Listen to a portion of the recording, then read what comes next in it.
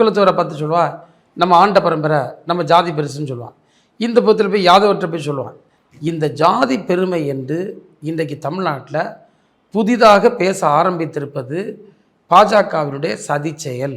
அதனுடைய ஒரு ஊதுகுழலாக தான் இன்றைக்கி நம்முடைய அண்ணன் சீமான் அவர்கள் இந்த ஜாதி பெருமை பேசி கொண்டிருக்கிறார்.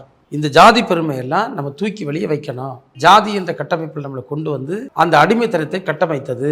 குலக்கல்வி திட்டத்தை பெருந்தலைவர் காமராஜர் முழுமையாக எதிர்த்தார். நீங்கள் கல்வி கொடு, கல்வி தான் முதல். அவர் சீமான் கேட்குறாரு, எல்லாரும் இன்ஜினியர் ஆகிட்டா, எல்லாரும் டாக்டர் ஆகிட்டா, இன்ஜினியராக மாடு வளர்க்க கூடாதா, டாக்டராக மாடு வளர்க்க கூடாதா? இல்லை, அவரும் சொல்கிறாரு இன்ஜினியர் படிச்சுட்டு மாடு மேய்க்கிறது. நான் அமைச்சர், இப்போ நான் படித்தவன் தான். எங்கள் வீட்டில் சின்ன வயசுலேருந்து மாடு இருக்குது, இப்போவும் இருக்குது. 2 பறவைகள் இருக்குது, கோழி இருக்குது, அது இருக்குது, பல விஷயங்கள் இருக்குது. விவசாயம் எனக்கு தெரியும், எனக்கு பிடிக்கும். இது என்னுடைய விருப்பம்.